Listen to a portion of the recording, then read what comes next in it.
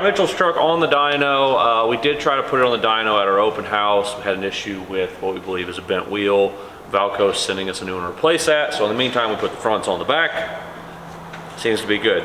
So we got on the dyno. I got data log stuff hooked up for EFI Live. We're getting ready to calibrate it.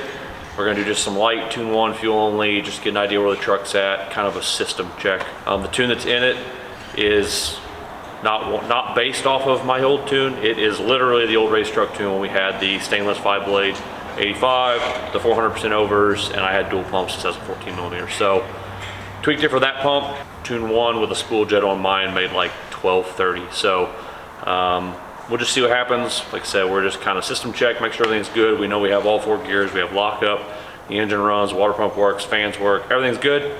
Now it's time to make some noise, and I think Mitchell's about to poop himself. So we'll see what happens, and we'll check back in just a minute.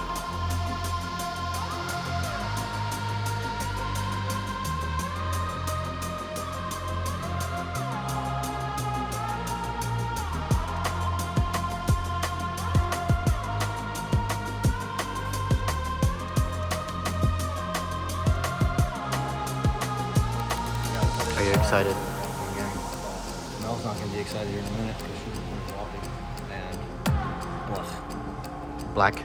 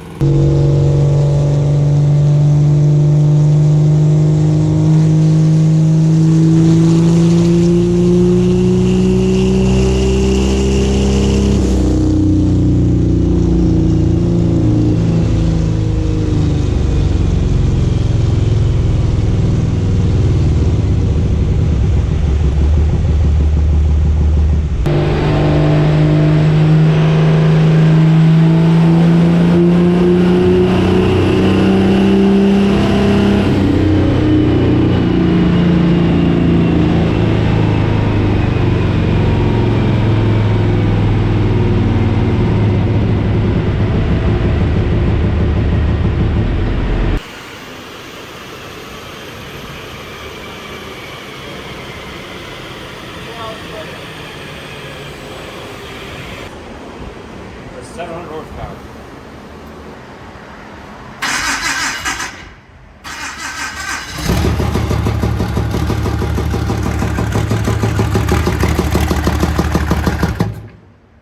It's popping out the intake real bad. So Valve flash. Valve flash. Pull the valve cover off and see. You can see. That's something mechanical for sure. It shouldn't even be hot. It's, didn't run along too hot.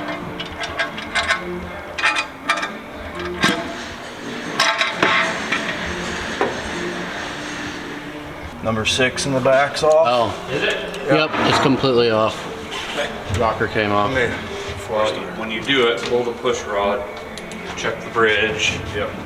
More than likely what happened is that bridge didn't get put all the way on. Yeah, and that's always the back. It's always 6. And you'd think we would have heard it though, unless he adjusted lash with it off, and then high RPM knocked it off when I let off. Because it was smooth the whole way through the run. I mean, yeah. If you put the camera on a log, if you want a log to look good, flat lines are good. We like flat lines. I mean, just doing what the fuck is told when the fuck is told to.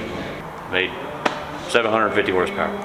Which that's 2 gates opening. There's no nitrous. It's like it was 880 microseconds, which is what like stock trucks idle at. So tune 1 originally, this file in my truck.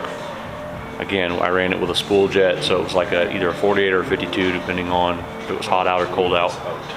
And then I would usually hit it with the first kit for like 1.3 seconds, so I'd get a 60 foot, and then I'd turn it back off. Yeah, if you want to reach in, it's on the left-hand side of the injector. Yeah, it's where the pipe plugs are. It's loose in there, you can feel it.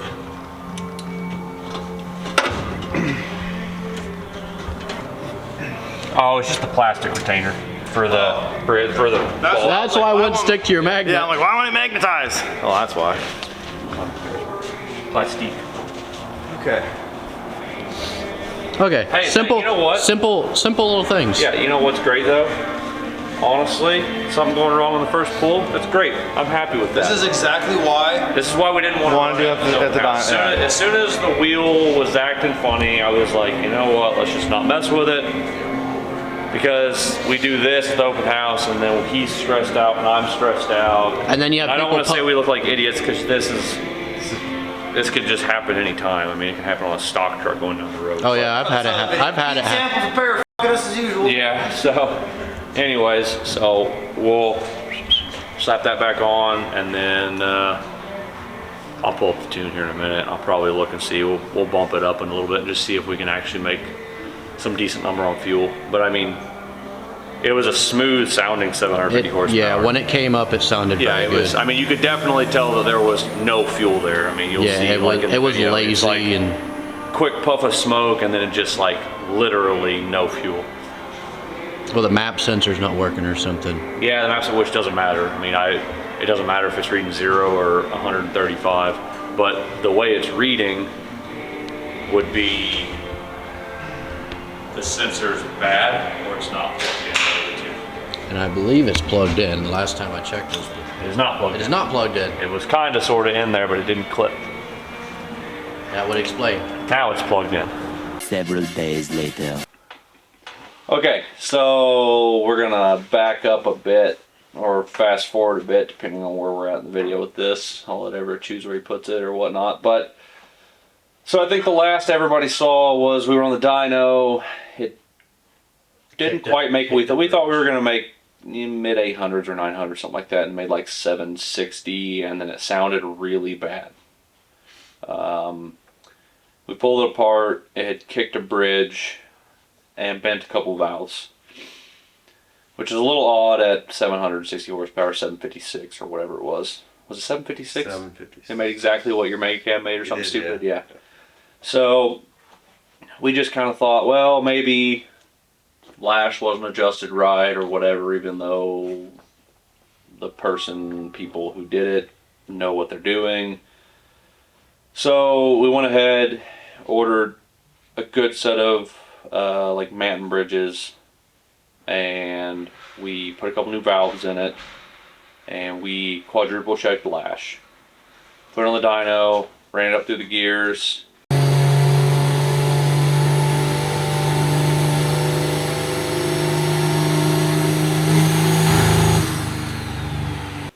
And went to smacking on the dyno, and pretty much as soon as I floored it, I think I was at wide open throttle for 0.7 seconds, like it had made 10 pounds of boost. I heard it drop a cylinder, so I let off. I didn't quite shut it off right away. I just kind of was listening. I could tell it was down a cylinder, so I shut it off and let it coast to stop in neutral.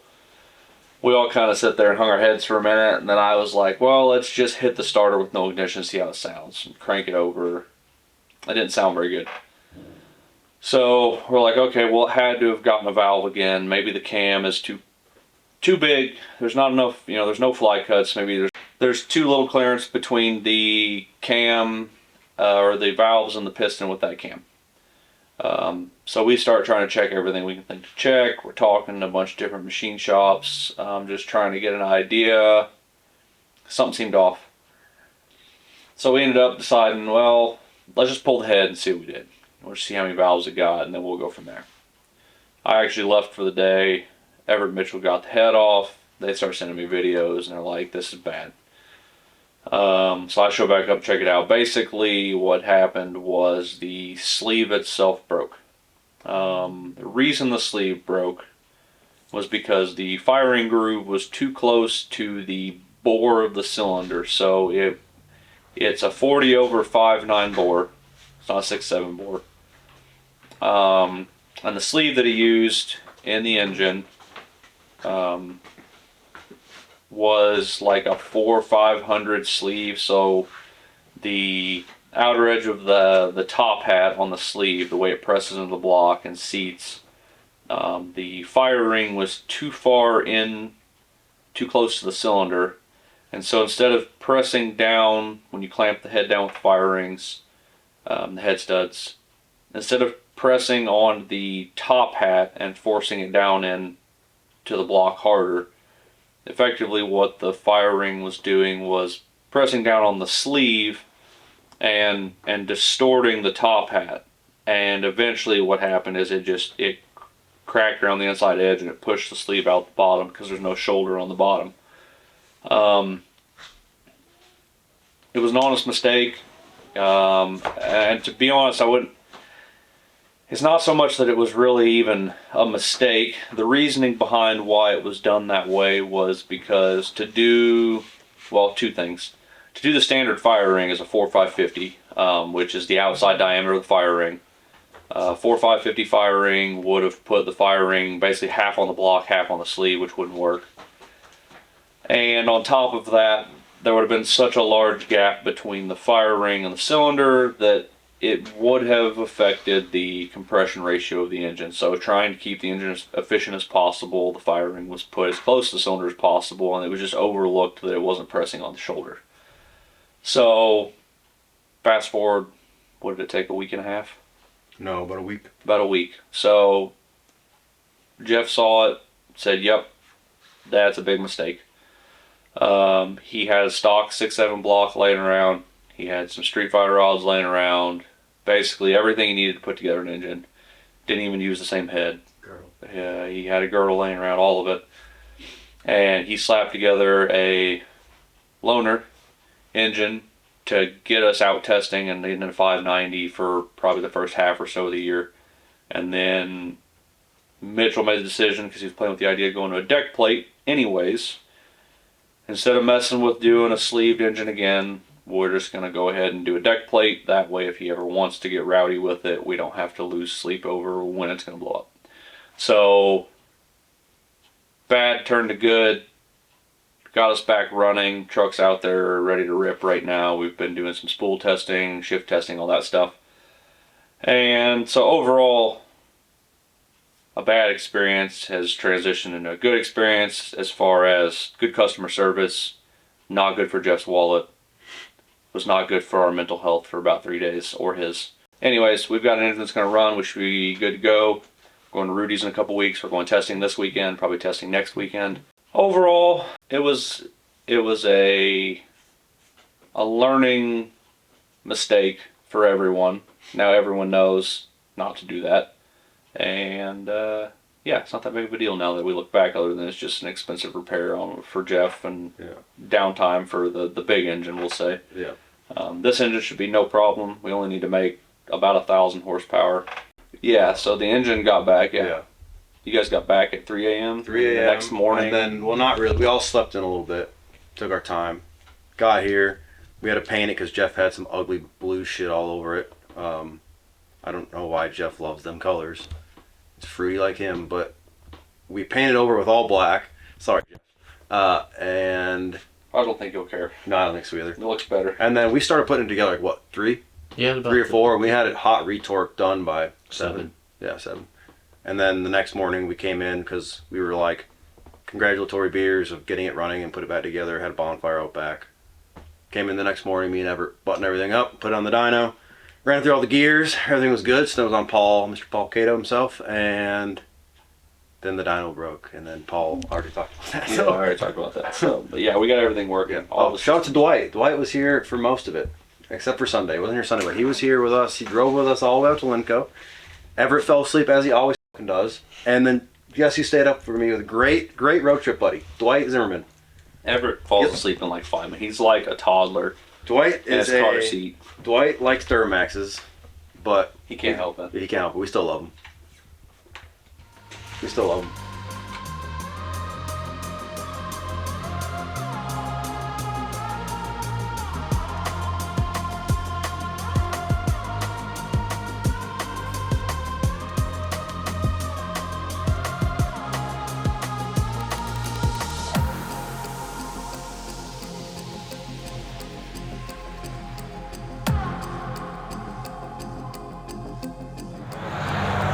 Okay, so today, actually we'll back up. Yesterday, we went to run the truck on the dyno and just system check was good.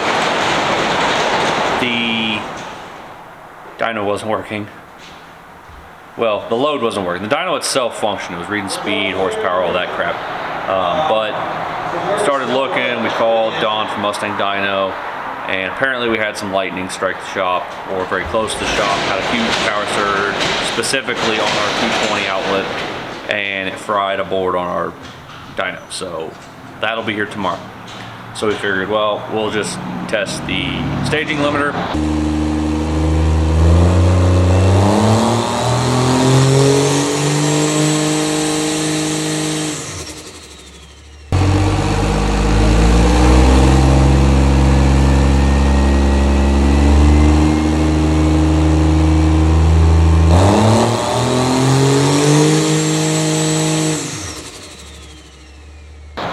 So I put it on the stage limiter twice on fuel, no nitrous. We didn't have nitrous hooked up or in it or anything.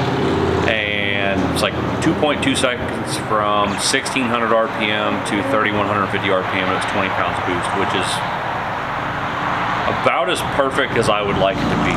The goal is to leave with as much RPM as we can without boost being incredibly high. The reason for that is it lets you smack the tire, but there's really not a lot of power there. So it lets you hit the tire and then you can kind of drive into power. So that's all good. I love everything about that. We, spec the whole setup start to finish. It's all the parts that I would put on a truck if somebody wants to make, a good 590 truck that can make a lot of power and spool quick and all that good stuff. So now we've got a half empty nitrous bottle in here. Mac valve's hooked up, should be wired in. Did you wire it in? They wired it in to the ECM on the CSP output, and I've got it set at 4,500 RPM. So I'm gonna put it in first gear. We're gonna run it up on the dyno to 4,500, and we're gonna see if it slams the shifter forward.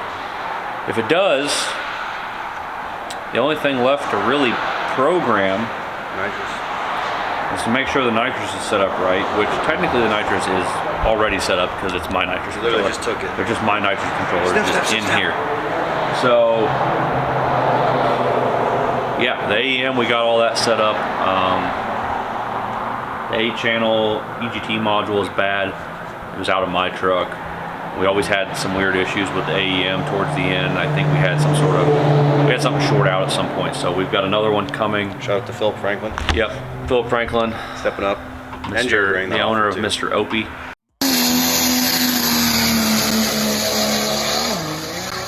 Anyways, he had one laying around, so he's selling it to us overnight and it'll be here tomorrow.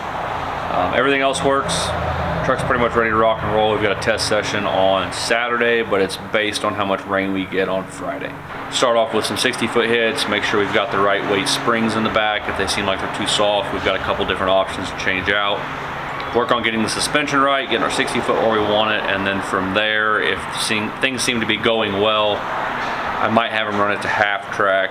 I can get the truck close just off 330 times, and then bring it back. That'll give us another week. Go over everything, change the oil, run through everything, make sure everything seems good, and then the next weekend they're supposed to have another test and tune session. And if they do, then we will go back and test again and see if we can actually get to run 590 like it's supposed to. So, anyways, that's all we got going on. So we're gonna run this thing up and see if it goes through the gears.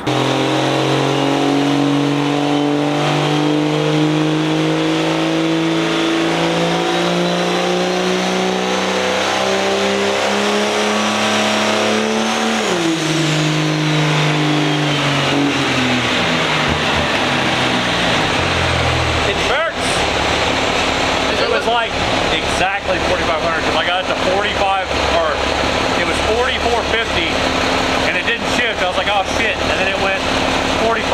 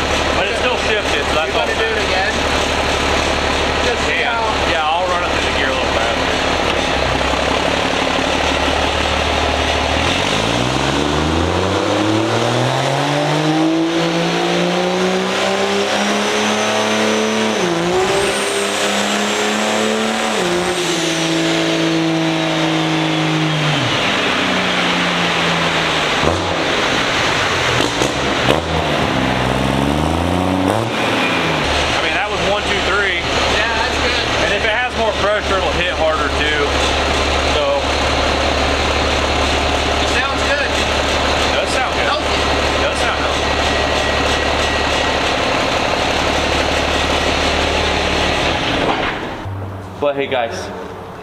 Oh, hey, look, there's Coop. Speaking of butt hey guys, there he is, the king of butt hey guys. How's school? Great. Great. What'd you learn today? I don't know. I don't know. I like it. Did you color? Yeah. Nice. Play outside. Yeah, it was a little chilly. A little chilly, just a little bit. Yeah. Should we start Dad's truck?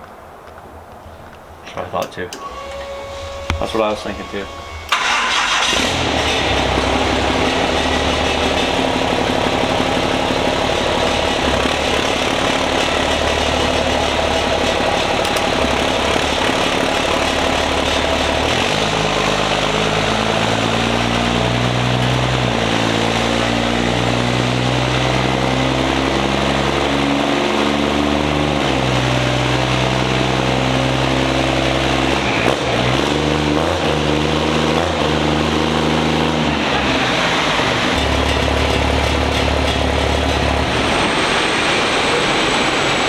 You like going fast? Yeah. Careful, hold on, don't step down there. Step down there. You want to get out? What do you think? Great. How about it? Oh shoot.